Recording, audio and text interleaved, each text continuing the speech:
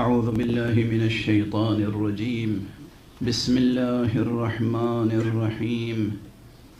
الحمد لله رب العالمين، والصلاة والسلام على أشرف الخلائق أجمعين، سيدنا وسيد الأولين والآخرين، حبيبنا وحبيب إله العالمين، إمام المرسلين وخاتم النبيين، شفيع المذنبين ورحمة للعالمين، أبي القاسم المصطفى محمد. اللهم صل على محمد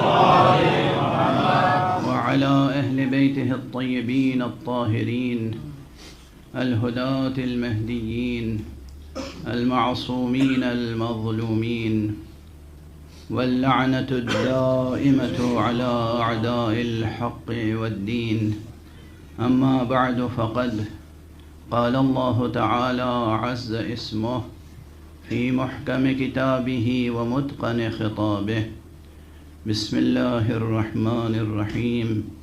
والشمس وضحاها، والقمر إذا تلاها، والنهار إذا جلاها، والليل إذا يغشاها، والسماء وما بناها، والأرض وما طحاها، ونفس وما سواها فألهمها فجورها وتقواها. قد أفلح من زكاها وقد خاب من دساها. صدق الله العلي العظيم. اللهم صل على محمد وآل محمد. آپ کو اندازہ نہیں، صلوات پڑھنے سے اور بلند سے بلندر صلوات پڑھنے سے یوں ہی زمان و مکان کے حدود میں وسعت پیدا ہو جاتی ہے، بڑی وسعت پیدا ہو جاتی ہے۔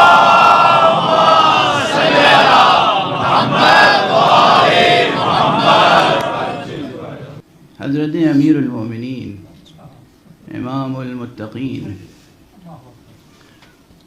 وصی امام المرسلین، نائب خاتم النبیین، حضرت علی ابن ابی طالب علیہ الصلاۃ والسلام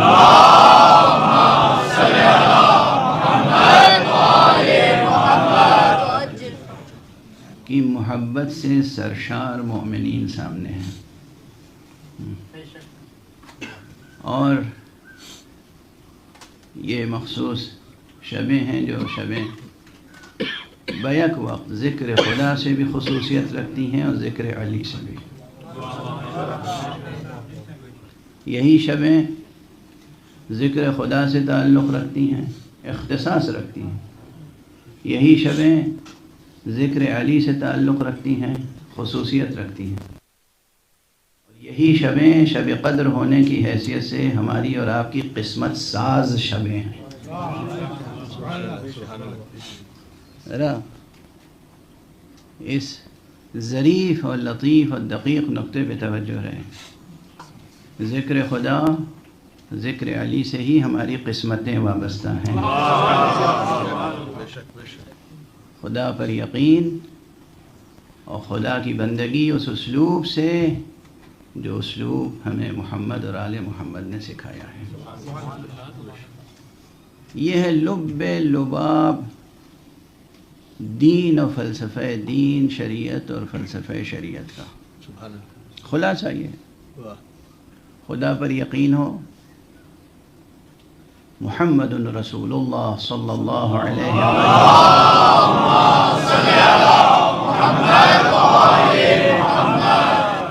کی نبوت پر اور آپ کی رسالت پر اور آپ کی خاتمیت پر اور آپ کی ولایت مطلقہ پر اور آپ کی حاکمیت پر یقین کامل ہو،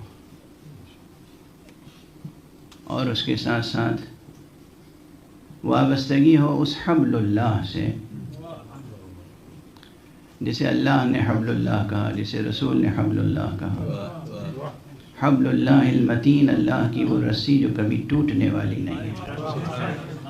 اللہ کی وہ رسی اس طرح پکڑیں کہ کبھی ہاتھ سے چھوٹنے نہ پائے، اور وہ ایک لحاظ سے دیکھیں تو قرآن ہے، اور دوسرے لحاظ سے دیکھیں تو خود ذات امیر المؤمنین علیہ السلام ہے۔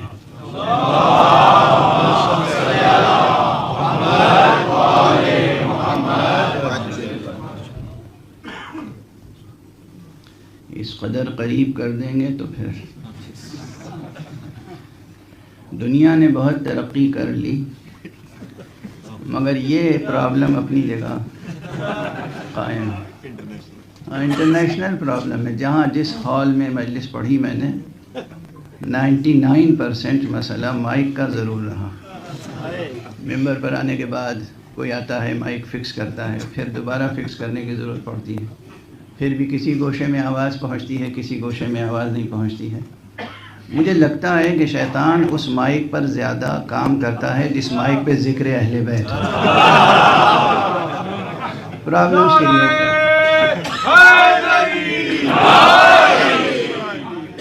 پرابلمس کریٹ ہوتی ہیں۔ بہرحال ایک اور صلوات پڑھ لیں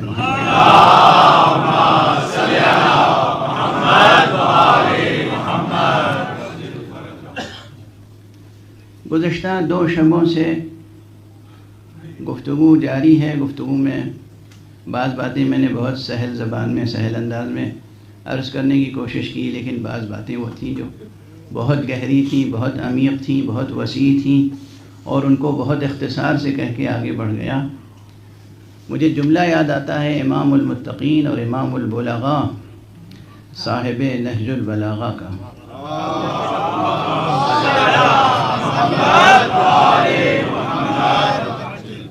آپ نے ایک مقام پہ فرمایا ہے کہ ما رأیت بلیغا قط الا، میں نے کبھی کسی بلیغ کو نہیں دیکھا مگر یہ کہ اس میں 2 صفتیں پائیں، اور وہ 2 صفتیں آپ نے آگے بڑھ کے جو بتائیں وہ فرمایا کہ الایجاز فی القول والاطالۃ فی المعنی، قول میں ایجاز، معنی میں اطالت، یعنی الفاظ مختصر ہوتے ہیں، معنی بہت طویل ہوتے ہیں۔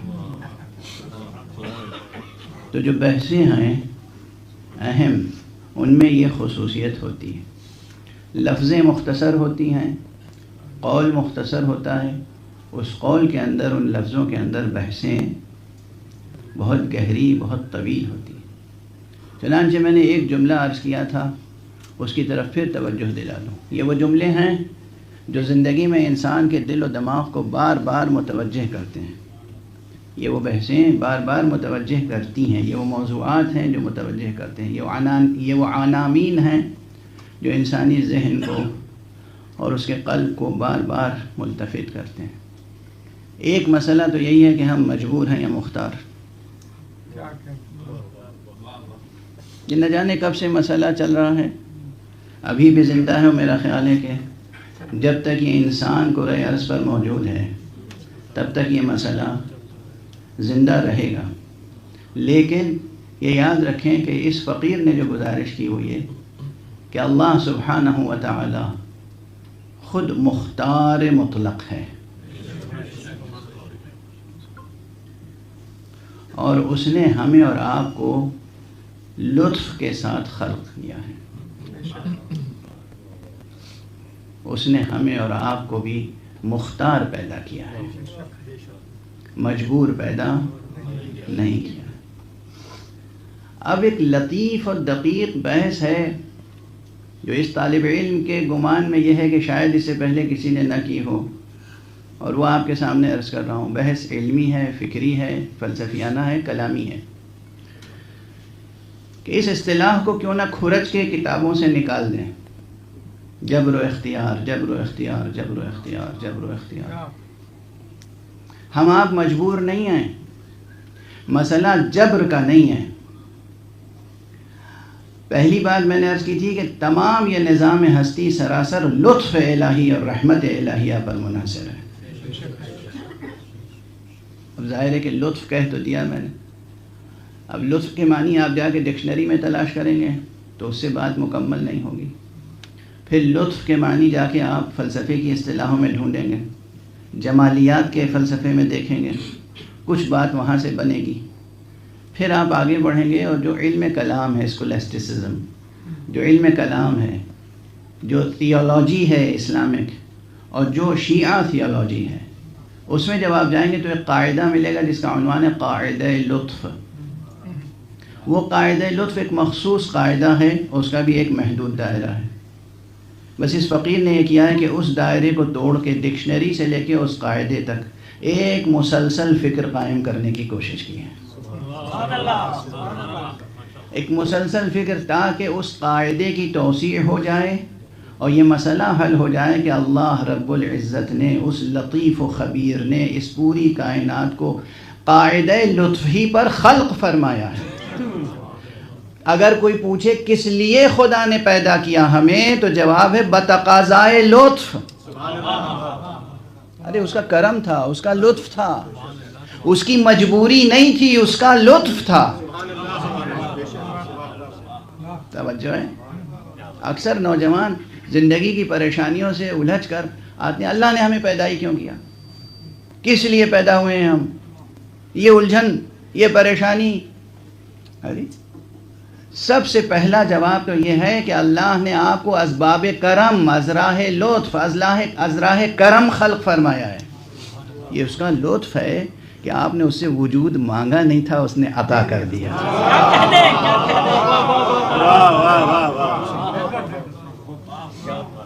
آپ مانگنے گئے تھے وجود اس سے؟ کریم اس کا نام ہے نا، کریم کہتے ہی ہیں اسے جو بے مانگے عطا کرے۔ تو آپ وجود، ہستی، ایگزسٹنس اپنا مانگنے کے لیے گئے نہیں تھے، اس نے بے مانگے عطا کر دیا۔ تو شکوے کا مقام ہے کہ شکر کا؟ شکر کیجئے کہ اللہ نے آپ کو کیا اچھا وجود عطا کیا ہے۔ شکر ادا کیجئے کہ اللہ نے آپ کو کیا اچھی ہستی عطا کی ہے۔ یہ شکر کا مقام ہے۔ اور پھر جو وجود عطا کیا، وجود کے اپنے تقاضے ہوتے ہیں۔ اب یہاں سے گفتگو اس طرف لے جانا چاہتا ہوں کہ وجود تو عطا کیا، وجود کے اپنے تقاضے ہیں، ان تقاضوں سے آپ بے نیاز نہیں ہو سکتے۔ اور اس لیے یہاں پر ایک اصطلاح وہ بھی میں علوم شرعیہ سے لے کر، علوم اعتباریہ سے لے کر اور علوم حقیقیہ میں انٹروڈیوس کرنا چاہ رہا ہوں اس وقت، اور وہ یہ کہ ہمارے یہاں شرعی مسائل میں ایک اصطلاح استعمال ہوتی ہے توقیف۔ بڑی پیچیدہ بحث ہے، اس وقت جو میں لے کے چل رہا ہوں وہ بڑی پیچیدہ بحث ہے۔ اور میری عادت یہی ہے، میں یہ نہیں دیکھتا کہ گفتگو لندن میں ہو رہی ہے یا قم میں ہو رہی ہے، میں یہ دیکھتا ہوں گفتگو منبر حسینی سے ہو رہی ہے۔ اور یہ دیکھتا ہوں کہ جو سامنے بیٹھے ہوئے لوگ ہیں یہ کوئی عام لوگ نہیں ہیں، یہ تو وہ لوگ ہیں جو عشق علی سے سرشار ہیں۔ اور جہاں عشق علی ہوگا وہاں عشق علم ہوگا، عشق تقویٰ ہوگا، عشق خدا ہوگا، عشق نبی ہوگا، وہاں انسان کو علم کی للک ہوگی۔ ایک عاشق، سچے عاشق، عاشق خدا اور عاشق اہل بیت، عاشق محمد و آل محمد کی طلب جو شراب ہوتی ہے وہ شراب معرفت ہے، نہ یہ شراب انگوری۔ شراب معرفت، شراب علم، شراب حکمت۔ تو اس لیے یہ جو بحث ہے اسے ذرا ایک تحفے کے طور پر لے کے جائیے گا۔ آج ایک اصطلاح استعمال ہوتی ہے شریعت میں اور وہ ہے توقیف۔ یہ توقیف کیا ہے؟ محدود جگہوں پر بعض مسائل میں یہ ذکر آتا ہے کہ بھئی یہ چیز توقیفی ہے۔ مثلا اب میں مثالیں عرض کر رہا ہوں، اگرچہ سامنے گھڑی ہے مگر میری کلام کی گھڑی بھول آیا ہوں آج۔ اچھا ہی ہے، بہتر ہے۔ توقیف کہتے ہیں، الگ الگ مثالیں دے رہا ہوں۔ قرآن مجید کے سوروں کے نام،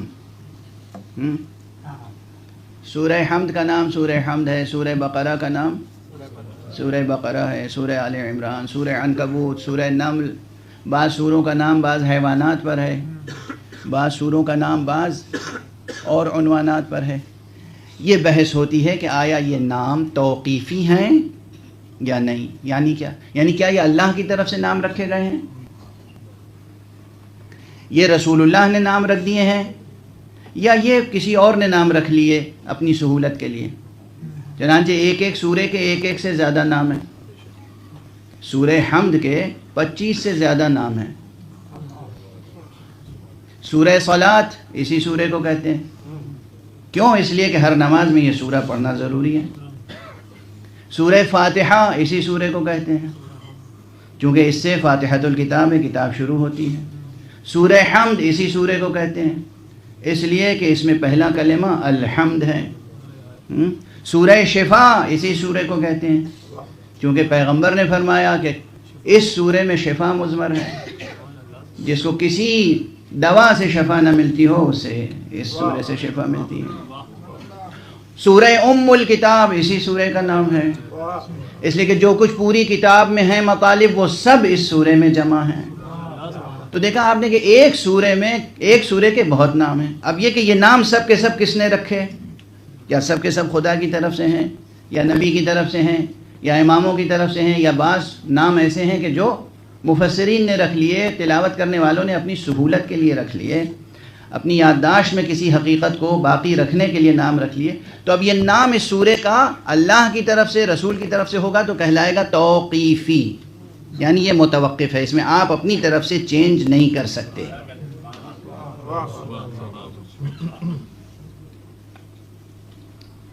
دوسری مثال عرض کر دوں توقیفی کی. اب یہ تمام سوروں کے ساتھ یہ بحث ہے. میں نے ایک سورے کی مثال دی. سورہ بقرہ کو سورہ بقرہ کیوں کہتے ہیں؟ سورہ اخلاص کے کتنے نام ہیں؟ سورہ توحید، سورہ اخلاص، سورۃ الاساس، اور نہ جانے کتنے نام ہیں. سورہ فلق، اس کے کتنے نام ہیں. بہرحال دوسری مثال یاد رکھیے گا، یہ سب مثالوں میں درس بھی ہے. توقیفی اسے کہتے ہیں جو اللہ اور اللہ کے رسول کی طرف سے ہو، اس میں ہماری رائے کا دخل کوئی نہیں ہے، ہمیں اختیار نہیں ہے تبدیل کرنے کا. مثلا یہ بتائیے کلمہ لا الہ الا اللہ، اس سے عظیم اور نفیس کوئی کلمہ ہے؟ اساس دین و دنیا اسی پر ہے، اساس دنیا و آخرت اسی پر ہے، اساس ہستی اسی پر ہے. آپ حضرات کو اندازہ نہیں ہے کہ کلمہ لا الہ الا اللہ میں کیا کیا تجلیاں ہیں، کیا کیا عظمتیں ہیں اس کلمے کی، کیا تاثیریں ہیں اس کلمے میں. اس کلمے میں یہ دنیا کے جتنے علوم ہیں وہ اس ایک کلمے سے نکلے ہیں، لا الہ الا اللہ. اچھا، اس سے بہتر کوئی کلمہ نہیں ہے. عبادت ہے، پڑھنا بھی عبادت ہے، ذکر عبادت ہے. روایات میں ہے کہ اگر کوئی شخص پنجگانہ نمازیں پڑھنے والا، واجبات ادا کرنے والا، تمام واجبات ادا کرنے کے ساتھ ساتھ اگر اس نے 100 مرتبہ لا الہ الا اللہ پڑھا کسی روز، تو اس کرۂ ارض پر اس سے بڑا عابد و ذاکر خدا نہیں ہے. مگر وہی ہو سکتا ہے کہ جس نے خود بھی 100 بار کلمہ پڑھا ہو یا اس سے زیادہ پڑھا ہو، وہ اس سے بڑھ کر ہو سکتا ہے.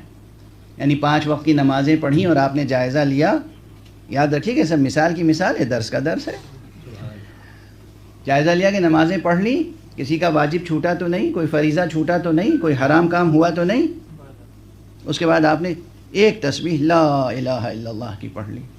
انعام کیا ہے؟ اس کرۂ ارض پر، اس عالم میں آپ سے بڑا کوئی عابد خدا، زاہد خدا، ذاکر خدا نہیں ہے، مگر وہ کہ جو خود بھی اسی طرح آپ کی طرح 100 مرتبہ لا الہ الا اللہ پڑھے یا اس سے زیادہ پڑھے.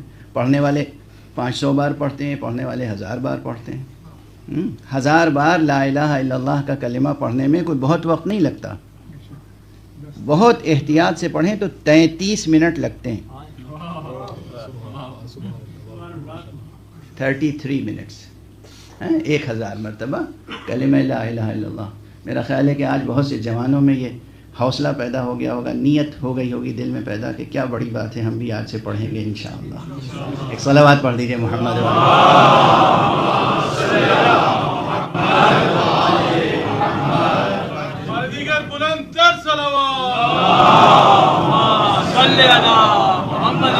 ادھر سے یہ بھی کھڑے ہو گئے ہیں، ادھر سے اشارہ مجھے کیا جا رہا ہے. اب میں ممبر پیچھے لے کے تو جا نہیں سکتا، پیچھے دیوار ہے. بہرحال آپ حضرات صلوات پڑھتے ہوئے آگے آ جائیں. تھوڑا تھوڑا سا صلوات پڑھتے ہوئے آگے آ جائیں، گنجائش پیدا ہو جائے گی.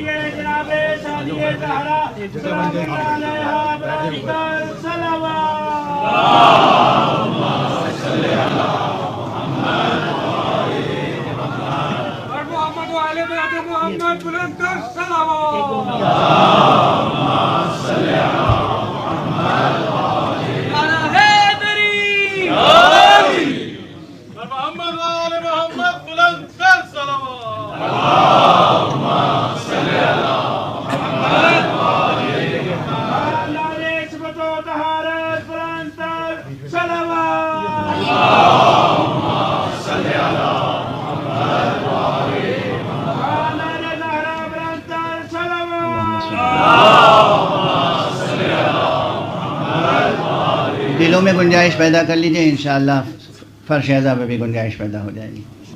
ایک بلند صلوات پڑھ دیں محمد.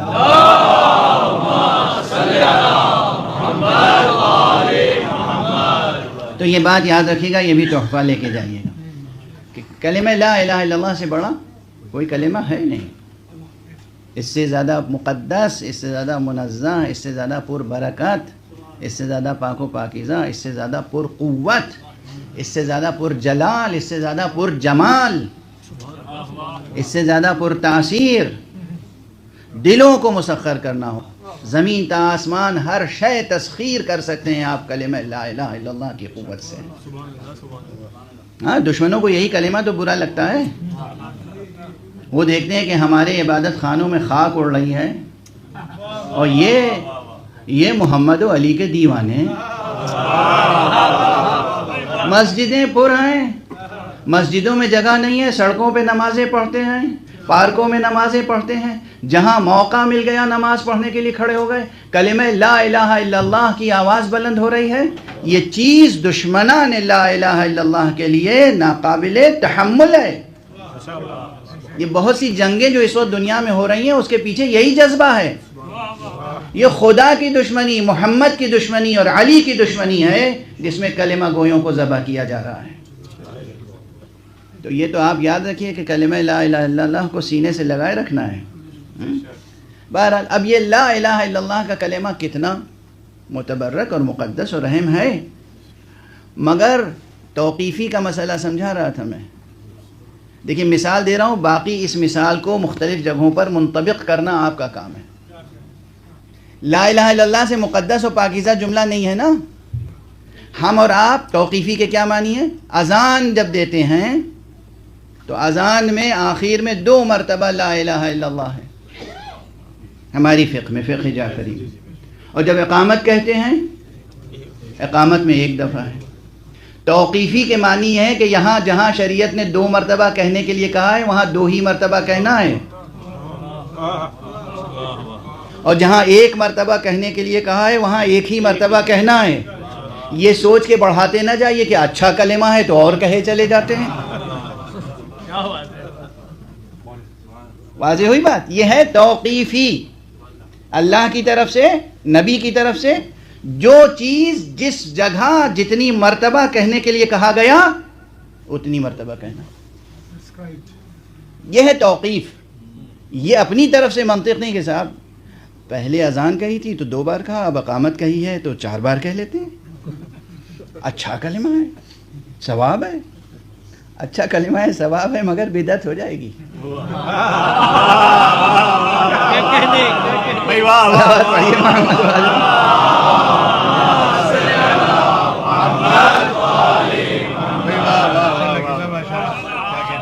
بدعت کسے کہتے ہیں؟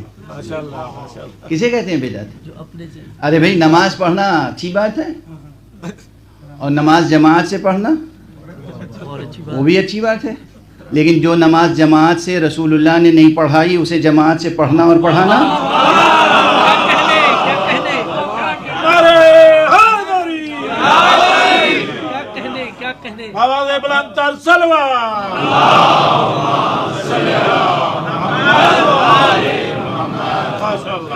تو مثالیں بہت واضح ہیں نا، روشن مثالیں ہیں. متوقف یہ چیز یہ توقیفی ہے. اچھا، اسی لفظ توقیفی میں ایک مفہوم سمجھ میں آ گیا کہ کوئی چیز کسی بات پر متوقف ہے. اس مفہوم کو، ابھی اصطلاح کو چھوڑ دیے، اس مفہوم کو لے کے ہم آ جاتے ہیں وجودیات میں، اعتباریات سے وجودیات میں۔ وجودیات میں یہ ہے کہ یہ جسے آپ law of cause and effect کہتے ہیں نا، یہ بھی تو گویا ایفیکٹ کا کاز پر توقف ہے، یعنی یہ چیز متوقف ہے اس پر۔ آگ روشن ہوگی، آگ جلائی جائے گی تو روشنی ہوگی، آگ جلائی جائے گی تو گرمی پیدا ہوگی۔ گویا گرمی متوقف ہے کس پر؟ آگ پر۔ روشنی متوقف ہے کس پر؟ آگ پر۔ یہ متوقف ہے نا، اس کا تعلق ہے۔ یہاں آپ کو احساس جبر تو نہیں ہوتا، یہاں کبھی آپ نے شکایت تو نہیں کی کہ یہ کیا مجبوری ہے، یہ کیا مجبوری ہے، یہ نظام جبر ہے، ہمارا تو دم گھٹا جا رہا ہے، یہ مجبوری ہے، آگ جلاؤ تبھی گرمی پیدا ہوگی۔ کبھی شکایت کی آپ نے؟ کبھی شکایت کی آپ نے؟ اچھا، جیسے وجودیات میں آپ نے شکایت نہیں کی کہ صاحب یہ کیا مجبوری ہے، اس لیے کہ یہ چیز متوقف ہے اسی پر۔ اسی لیے اسی طرح سے ہمارے اور آپ کے اعمال خیر و بد ہیں۔ مسئلہ یہاں جبر کا نہیں ہے، مسئلہ بتایا گیا ہے کہ یہ کرو گے، محبت علی سے کرو گے تو نیک بنو گے، علی کو چھوڑ دو گے تو جہنم کا ایندھن بنو گے۔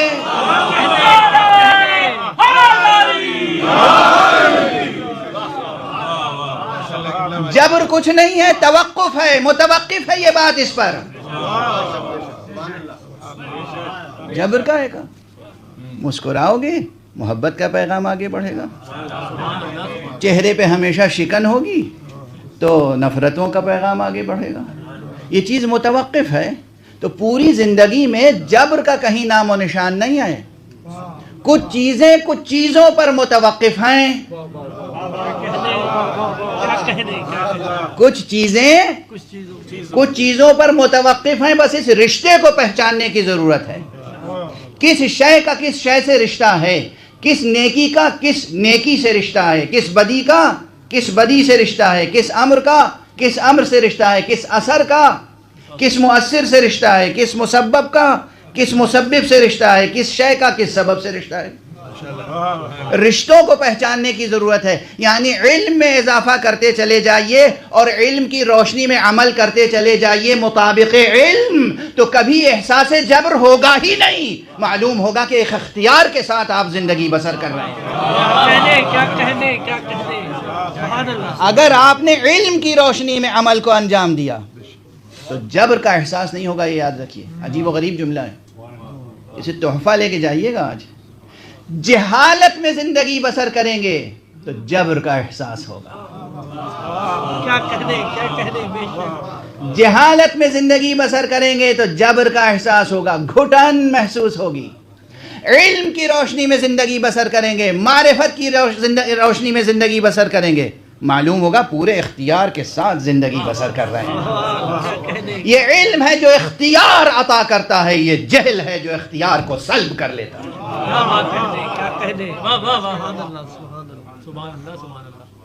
اگر یہ دقیق بحث آپ نے واہ واہ سبحان اللہ کے ساتھ قبول کر لی تو آپ لائق آفرین ہیں۔ بحث دقیق ہے، بحث عمیق ہے، بحث مشکل ہے، مگر بہرحال یہی تو میں عرض کرتا ہوں کہ یہ منبر حسینی کی تاثیر اور یہ فرش اعزا کی، یہ فضائے مجلس کی تاثیر ہے۔ ایک صلوات پڑھ دیں محمد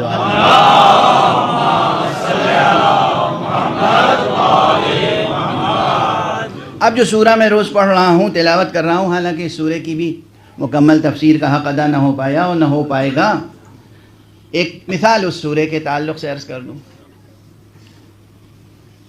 جو ہماری ذات سے بھی تعلق رکھتی ہے۔ بات میں نے کہا کہ اس سورے میں دو چیزیں بہت توجہ طلب ہیں، ایک ہے نفس کا موضوع اور ایک ہے ناقے کی حقیقت۔ میں نے عرض کیا ناقہ ایک حقیقت تھا مگر اب ہمارے لیے ایک علامتی حیثیت ہے۔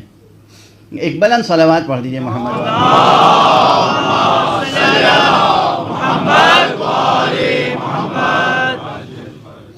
اتنی بلند صلوات پڑھیے کہ جو حضرات جاب پر جاگ کے تھک کے پھر بھی یہ سوچ کے آئے ہیں کہ آج مولا علی کی مجلس میں چل رہے ہیں.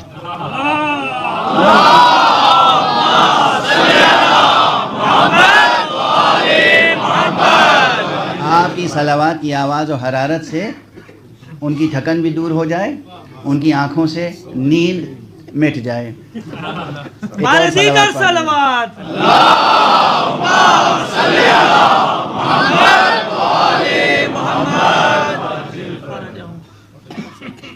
ایک موضوع ہے نفس کا اور ایک موضوع ناقے کا. دونوں میں رشتہ کیا ہے؟ سورج کی اور اس کی پھیلی ہوئی روشنی کی اور چاند کی اور دن کی اور رات کی اور آسمان کی زمین کی ساری قسمیں کھانے کے بعد کہا گیا وَنَفْسٍ وَمَا سَوَّاهَا. اور اس نفس کی قسم اور اس کے بنانے والے کی قسم, خدا کی قسم, یہ انسان کا نفس ہے, یہ انسان کا نفس ہے. پھر عرض کر رہا ہوں, یہ انسان کا نفس ہے. یہ نفس انسانی اتنا عظیم ہے, اور عظیم کس لحاظ سے ہے؟ اپنے امکانات کے لحاظ سے. عظیم اس لحاظ سے نہیں ہے کہ یہ سونے کا بنا ہوا ہے, توجہ رکھیے. عظیم اس لحاظ سے نہیں ہے کہ یہ ہیرے کا بنا ہوا ہے. نفس انسانی نہ ہیرا ہے نہ سونا. نفس انسانی میں وہ امکانات ہیں کہ اگر یہ امکانات بروئے کار آ جائیں, یہ قوتیں فعلیت تک پہنچ جائیں, تو یہ نفس انسانی ہے جو کوئلے کو ہیرا بنا سکتا ہے اور خاک کو کندن بنا سکتا ہے. یہ ہے نفس انسانی. نفس انسانی کس اعتبار سے عظیم ہے؟ اپنے نامحدود امکانات کے لحاظ سے. نفس انسانی کی عظمت نامحدود لامحدود امکانات, پاسبلٹیز. آپ کو اندازہ نہیں آپ کیا کیا کر سکتے ہیں, آپ کیا کیا بن سکتے ہیں, آپ کیا کیا بنا سکتے ہیں. یہ سب امکانات کہاں ہیں؟ آپ کے اندر ہے نا. اب ساری سائنس پر نظر ڈالیے. یہ جو مریخ پر جا رہے ہیں سیارے, مصنوعی سیارے, بنائے کس نے؟ آپ نے بنائے نا, انسان نے بنائے. یہ آرٹیفیشل انٹیلیجنس کس نے یہ ایجاد کیا؟ آپ نے نا. ہے تو یہ سب امکانات آپ کے اندر ہیں نا. آپ کا نفس عظیم ہے, آپ کے اندر پوشیدہ امکانات کے لحاظ سے. جوانان عزیز, اگر آپ کو اپنے اندر چھپے ہوئے امکانات کا احساس ہو جائے تو کبھی ڈپریشن ہوگا, کیا کہنے کبھی محرومیت کا احساس ہوگا, کبھی مجبوری کا احساس ہوگا. اب پروردگار اس نفس کو بنا کے ناز کر رہا ہے, وَنَفْسٍ وَمَا سَوَّاهَا. نفس کی قسم اور اس کے بنانے والے کی قسم. کیا کہنے نعرہ حیدری, بآواز بلند تر صلوات. اللہم صلی علی محمد و آل محمد. ماشاءاللہ. کاش یہ میسج ہمارے بچے اور جوان لے کے جائیں آج. آپ کا نفس عظیم ہے کس لحاظ سے؟ آپ کا نفس عظیم ہے کس لحاظ سے؟ لامحدود امکانات کا سرچشمہ ہے آپ کا نفس. اچھا, اب ایک جملہ عرض کر دوں. جب ہم آپ کے نفس کی تعریف کر رہے ہیں تو آپ نے نعرہ لگا دیا. کیا کہنا اس پروردگار کا کہ جس نے آپ کا نفس خلق کیا, اور کیا کہنا اس پروردگار کا جس نے محمد کا نفس خلق کیا.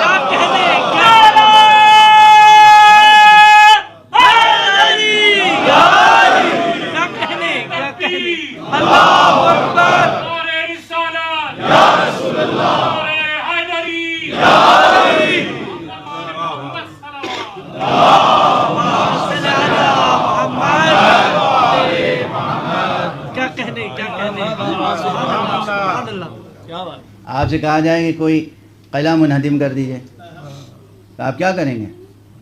نہ جانے کتنی مشینیں لے کے جائیں گے, کتنے مزدور لے کے جائیں گے, کتنی ٹیکنیکس, کتنی ٹیکنالوجی استعمال کریں گے تاکہ وہ قلعہ وہ ندیم ہو جائے. وہ نفس رسول تھا جس نے اپنے نفس کے اندر چھپے ہوئے امکانات سے کام لیا. رسول نے قلعہ خیبر فتح کرنے کے لیے بھیجا, تنے تنہا 2 انگلیوں سے دروازہ اکھاڑا.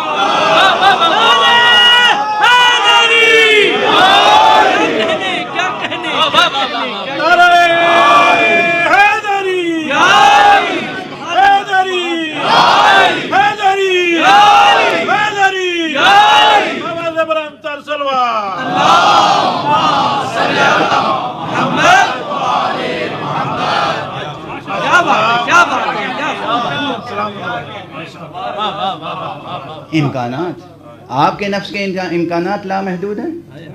علی کی ذات کے امکانات, جب ان کے کرامات و معجزات بیان کرتے ہیں تو بعض حضرات کی سمجھ میں نہیں آتی بات. آخری درجے تک وہ لوگ اتنے غبی ہیں, آخری درجے تک اتنے شقی ہیں. دونوں چیزیں آخری درجے تک ہیں, غبی ہونا بھی شقی ہونا بھی. غبی اتنے ہیں کہ ذہن میں سمجھ میں نہیں آتے علی کے فضائل. شقی ایسے ہیں کہ ان کے محاسن و کرامات دیکھتے ہیں اور محبت پیدا نہیں ہوتی. شقاوت اور کچھ نہیں ہے. شقاوت دل کی یا نفس کی وہ صفت ہے کہ جو محبت خلق نہ کر سکے. صلوات پڑھ دیجئے محمد والے.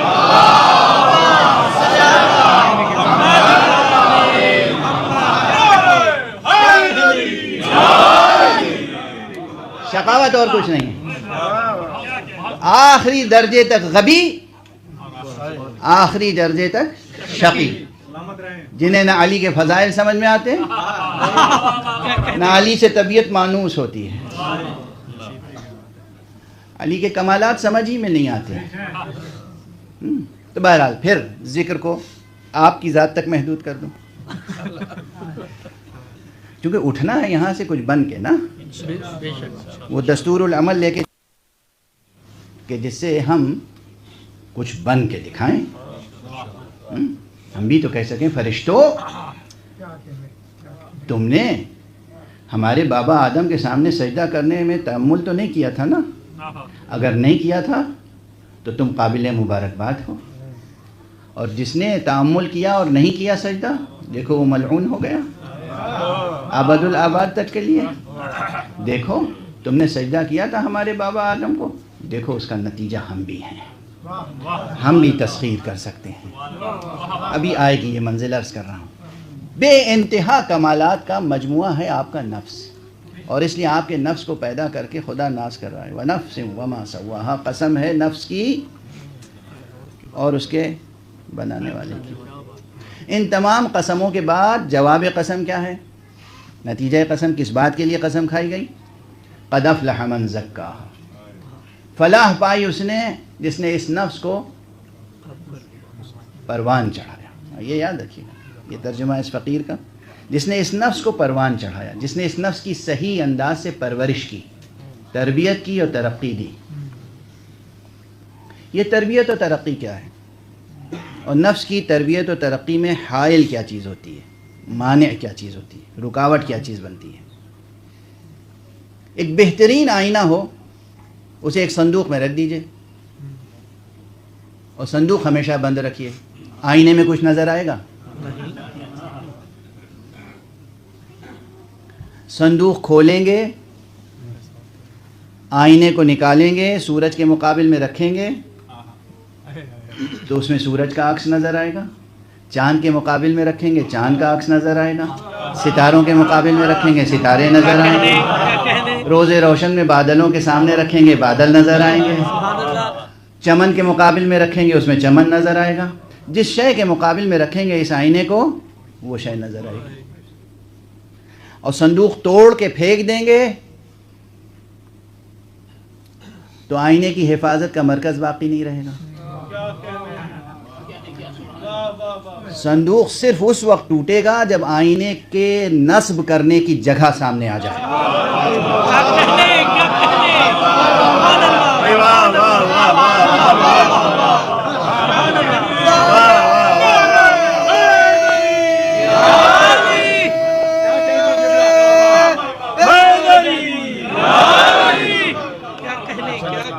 پروردگار آپ حضرات کی ذہانتوں کو پروان چڑھائے۔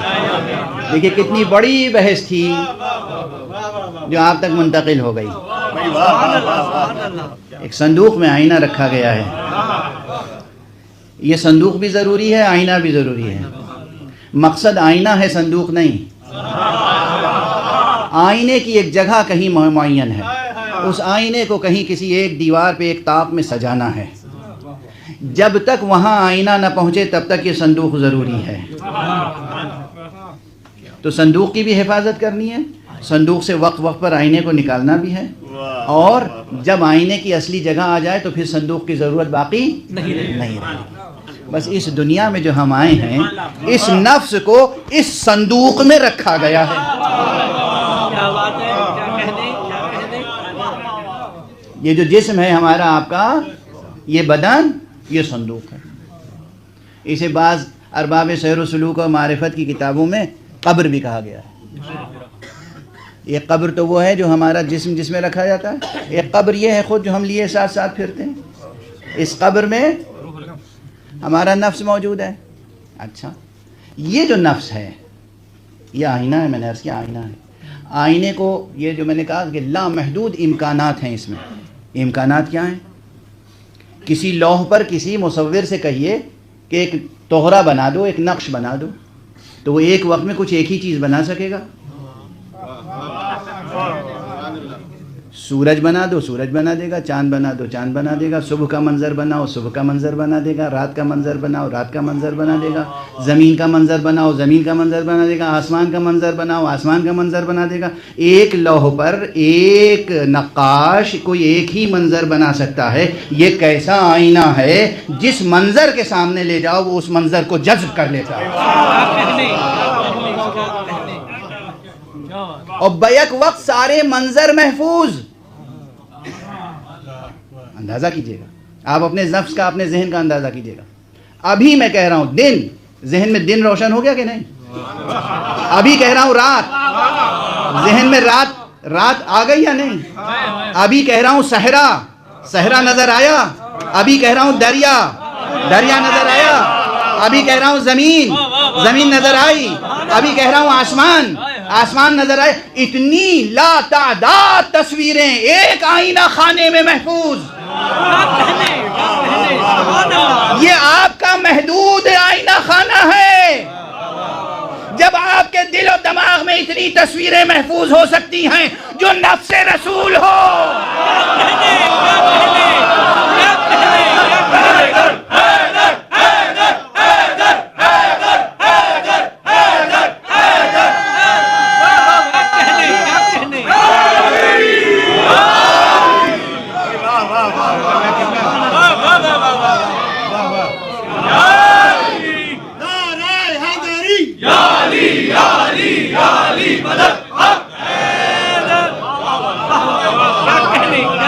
آپ کے ذہن میں یہ قوت ہے۔ میں نے کہا زمین، آپ کے ذہن میں زمین آ گئی۔ میں نے کہا آسمان، آپ کے ذہن میں آسمان آ گیا۔ زمین سے آسمان تک پہنچنے میں کوئی وقت لگا؟ آپ کو کوئی وقت نہیں لگا۔ وہ روایت کیوں نہیں سامنے آتی؟ علی قرآن ختم کر دیتے تھے، ایک رکعت سے دوسرے رکعت تک قدم پہنچتا تھا، قرآن ختم ہو جاتا۔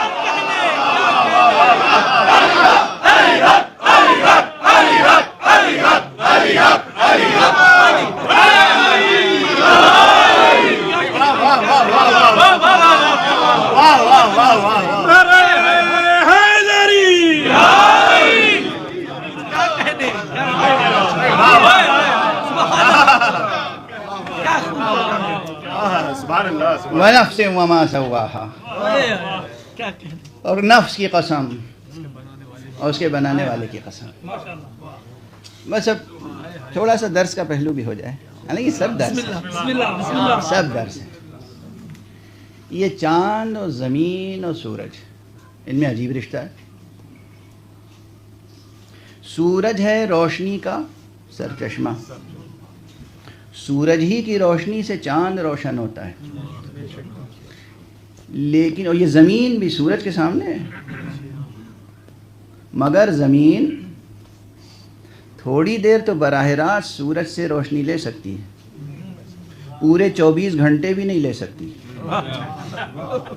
24 گھنٹوں میں 10-12 گھنٹے تو سورج سے لے سکتی ہے روشنی، مگر مجبور ہے زمین، مجبور ہے زمین، مجبور ہے زمین.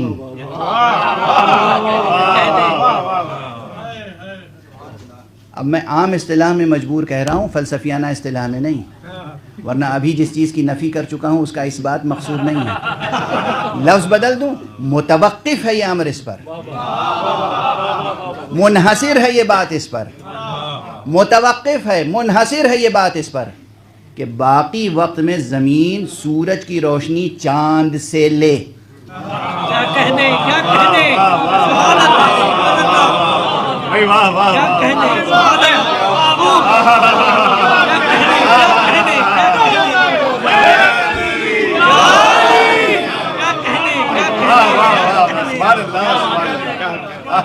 یہ رہا سورج، یہ رہی زمین. وہ بچوں کو نقشہ بتایا جاتا ہوگا نا، وہ سولر سسٹم، وہ آربٹس اور یہ پلینٹس اور یہ سب 4th-5ویں سے بچے سمجھ میں لگتے ہیں. وہ رہا سورج، یہ رہی زمین. کیا چیز حائل ہے، کیا چیز مانے ہے کہ 24 گھنٹے، پورے 24 گھنٹے سورج کی روشنی براہ راست نہیں لے سکتے؟ متوقف ہے یہ بات اس پر. ایک نظام ہے کہ چند گھنٹے تو سورج کی روشنی براہ راست زمین لے سکتی ہے، باقی چند گھنٹے چاند کی ضرورت رہے گی. کیا کہنے، کیا کہنے، یعنی رسالت اور نبوت کے آفتاب کے ساتھ بھی یہی ہے. کیا کہنے، کیا کہنے. ملت اسلامیہ ایک عہد ہے جب براہ راست رسول سے کسب فیض کرے، مگر ماہتاب ولایت کی ضرورت رہے گی.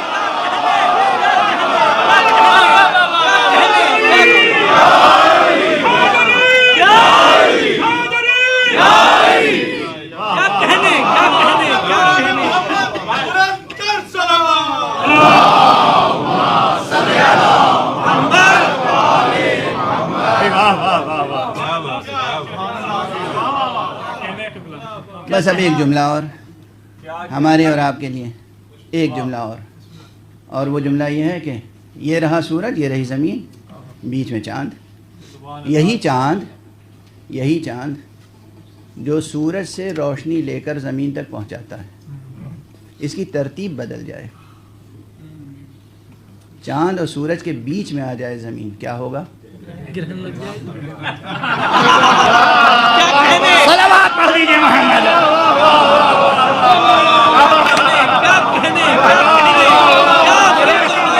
جو کچھ کہنا تھا کہہ دیا.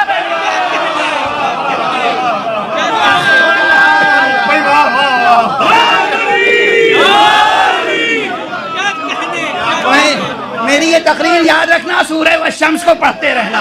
صلوات پڑھ دے محمد والے.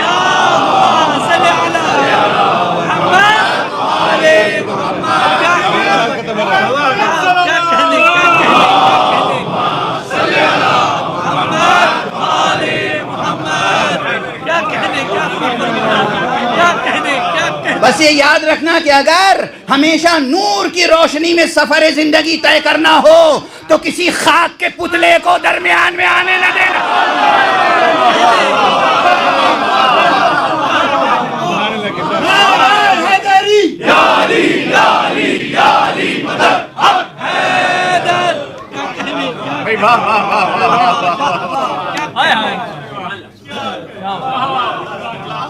اچھا بس اب ایک فقرہ براہ راست ڈائریکٹ میتھڈ میں ایک بات وہ ہمارے آپ کے لیے، وہ ہمارے آپ.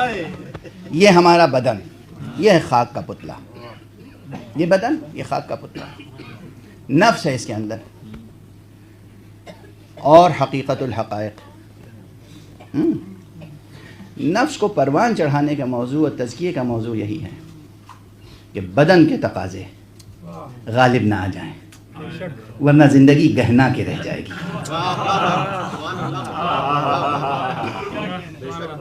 یہ بدن کے تقاضے ایک حد تک ہے، جیسے صندوق کو صاف ستھرا رکھتے ہیں، ایسی جگہ رکھتے ہیں کہ اس میں دیمک نہ لگ جائے، زنگ نہ لگ جائے، صندوق سلامت رہے تو آئندہ آئینہ بھی سلامت رہے گا. جسم کو ٹھیک ٹھاک رکھنا ہے، مگر جسم پرستی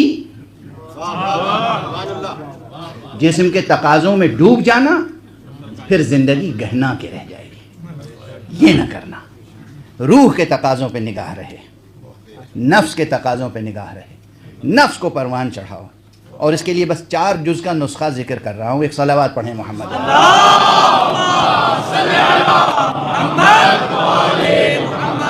مضبوطی سے پکڑ لیں روزمرہ کی زندگی میں، عمل کے میدان میں بھی اور حقیقی وجود کے میدان میں بھی. وجود کے لحاظ سے 2 چیزیں حقیقی ہیں، 2 چیزیں وجودی صفات میں سے ہیں. ایک ہے علم، ایک ہے محبت. ایک ہے علم، ایک ہے عشق. ایک ہے معرفت، ایک ہے مودت. یہ 2 چیزیں ضرور رہیں آپ کے دامن وجود میں، آپ کے حصہ وجود میں، آپ کے سفرے ہستی پر. یہ 2 چیزیں ہمیشہ رہیں، علم، عشق، معرفت، مودت. ہیں ہمیشہ علم حاصل کریں، ہمیشہ مودت پیدا کریں. اچھا مودت پیدا کیسے ہوگی؟ تو سلبی لحاظ سے ایک تعریف دے دوں. ایک مشق تو کر سکتے ہیں. اگر محبت خود سے پیدا نہیں کر سکتے تو ایک ریاضت یہ کر لیجئے، یہ طے کر لیجئے کسی ولی خدا سے کبھی عداوت نہیں کریں گے.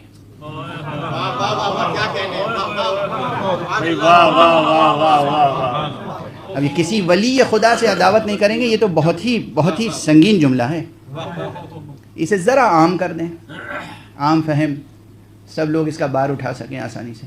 یوں کہہ لیجئے کہ کبھی کسی سے نفرت نہ کیجیے. یہ لوگ جو مخبری کرتے ہیں نا، حکومتوں کو بتاتے ہیں آج عقیل صاحب نے کیا پڑھا، کیا کہا، آج تو لبنان کا ذکر ہو گیا تھا، آج تو یمن کا ذکر ہو گیا تھا، آج تو ڈونلڈ ٹرمپ پہ لعنت ہو گئی تھی، آج تو نتن یاہو پہ لعنت ہو گئی تھی. ان سے میری گزارش ہے یہ بھی جا کے کہیں کہ آج عقیل الغروی نے ممبر سے یہ کہا ہے کہ یہ یاد رکھو کسی سے نفرت نہ کرو. یہ سبق نتن یاہو تک کے لیے ہے، یہ سبق ڈونلڈ ٹرمپ تک کے لیے ہے. اپنی پیسے کی لالچ میں، پیسے کے حرص میں انسانیت سے نفرت نہ کرو. اور کیا چاہیے اس حیوان کو؟ کیا چاہیے جس کا نام ڈونلڈ ٹرمپ ہے؟ کیا چاہیے؟ انسان ہے یہ، انسان ہے یہ.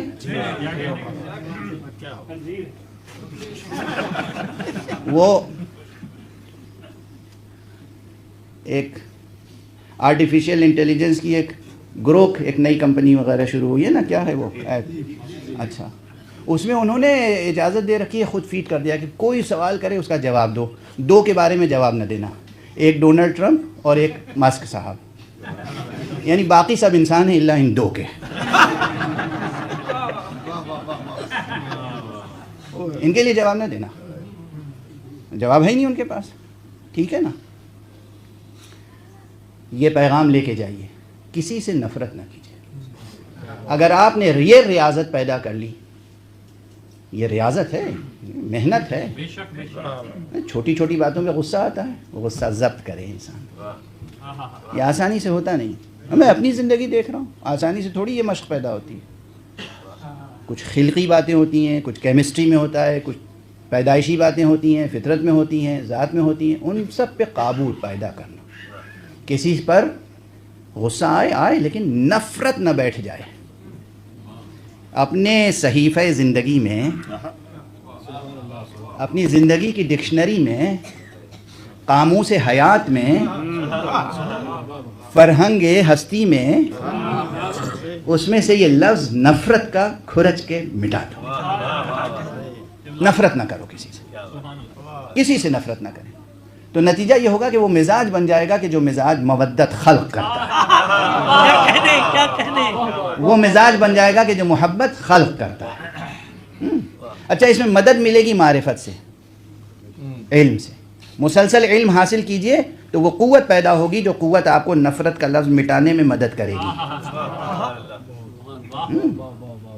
جتنا علم حاصل کرو گے، معرفت حاصل کرو گے، اس علم و معرفت سے یہ قوت ملے گی، یہ صلاحیت ملے گی، یہ سلیقہ ملے گا، یہ آرٹ آپ کے اندر پیدا ہو جائے گا کہ آپ نفرت کھرچتے ہوئے آگے بڑھتے چلے جائیں.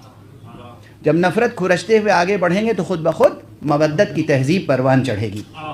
تو یہ دو چیزیں ہیں. میں نے کہا تھا 4 جز کا نسخہ. 2 چیزیں، ایک علم، ایک عشق، معرفت، مودت. دوسری چیز عمل. عمل میں یہ 2 چیزیں ہیں عزیزان گرامی. جہاں تک شریعت کے پابند اور مسلمان و کلمہ گو، کلمہ لا الہ الا اللہ والے حضرات ہیں، یہ 2 چیزیں، 2 عبادتیں، ان کی اہمیت بہت زیادہ ہے، بہت زیادہ ہے. یہ خاک کو کندن بنانے والی. پہلے دن میں نے کہا تھا روزہ انسان کو ملائکہ کی صف میں شامل کر دیتا ہے. یہ 2 چیزیں ہیں، روزہ اور نماز، صلاۃ اور صوم. ساری عبادتیں اپنی جگہ، لیکن یہ 2 عبادتیں ان کی بڑی اہمیت ہے.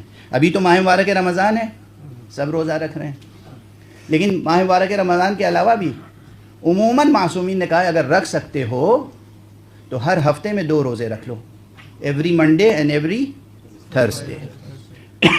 اگر نہیں رکھ سکتے ہر ہفتے، ہر مہینے میں 3 روزے رکھ لو.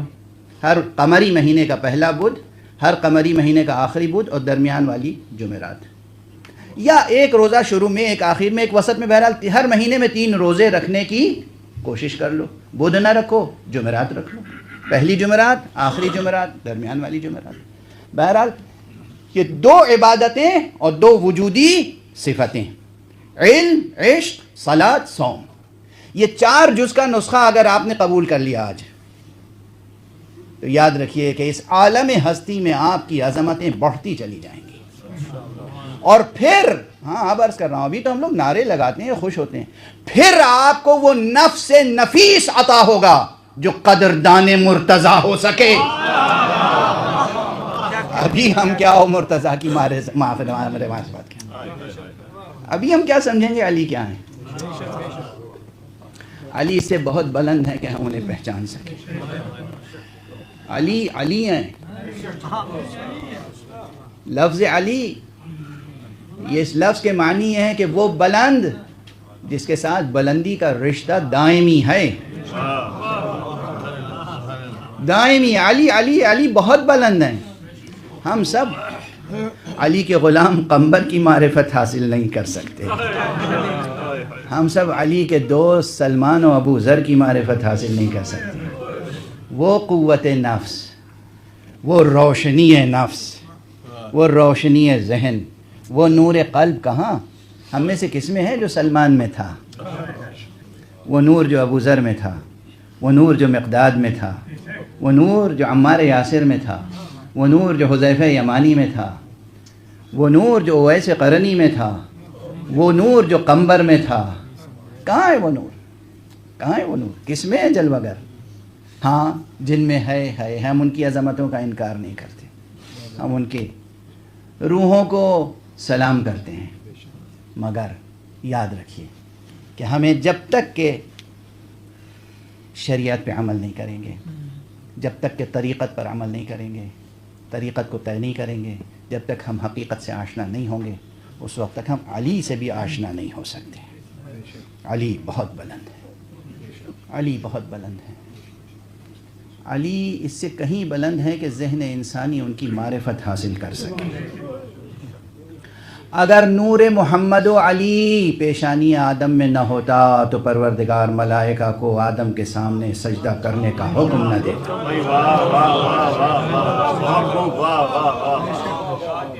محمد و علی اتنے بلند ہیں، محمد و علی اتنے بلند ہیں. ان کی بلندی کا ایک حوالہ یہ ہے کہ اگر ان کے نور کی تابانی پیشانی آدم میں نہ ہوتی تو ملائکہ کو آدم کے سامنے جھکنے کا حکم نہ دیا جاتا. خدا کی قسم، واقعاً کیا یہ انصاف کا تقاضا تھا؟ یا یہ انصاف کا تقاضا ہے کہ خاک کے پتلے کے آگے نور کے مخلوقات کو سجدہ کرنے کا حکم دیا جائے؟ آدم میں خاکی تھے، آدم میں خاکی تھے، اس میں کوئی شک نہیں ہے. قرآن کی نص ہے. نوری ہیں فرشتے، فرشتوں کو حکم دیا گیا اگر آدم کے سامنے جھکنے کا تو کسی عظیم نور کے احترام میں. وہ انوار معصومین تھے، وہ نور محمد عربی، وہ نور علی مرتضی تھا.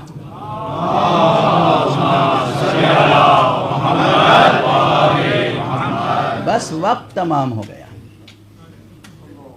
تمام فرشتوں کے سجدے ایک طرف، اور وہ ایک سجدہ ایک طرف جو علی نے 19ویں صبح کو مسجد میں ادا کیا۔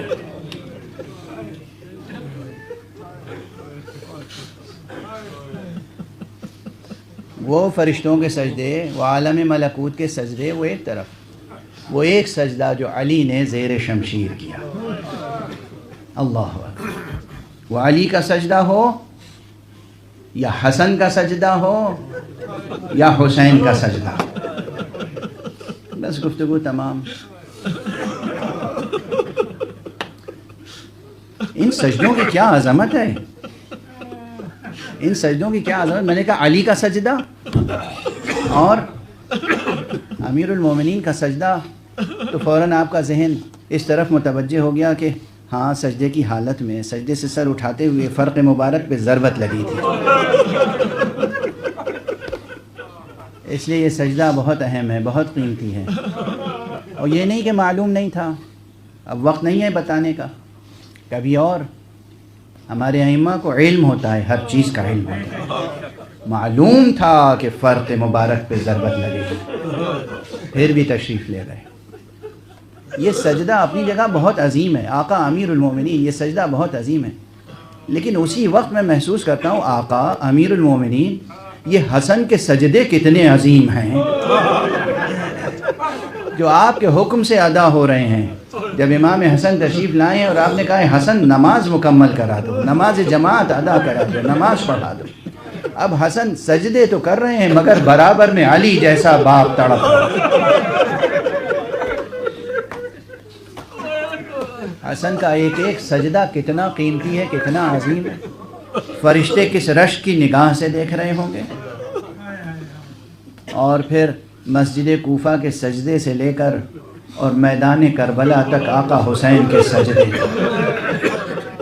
آئے کس طرح وہ سجدہ ادا ہوا ہے، کس میں طاقت ہے جو تصور کر سکے اور پھر آنسوؤں کو ضبط کر سکے کہ گھوڑے پر حسین جب تھے، جسم مبارک میں اتنے تیر پیوست تھے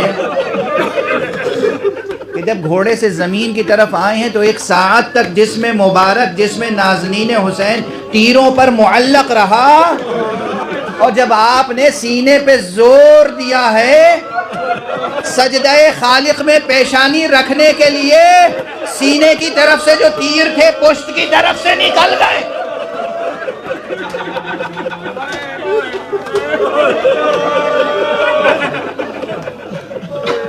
سجدے تک جانے سے پہلے گویا حسین ریزہ ریزہ ہو گئے، ٹکڑے ٹکڑے ہو گئے، چھلنی ہو گیا حسین کا بدن، مگر پیشانی سجدہ خالق تک پہنچی۔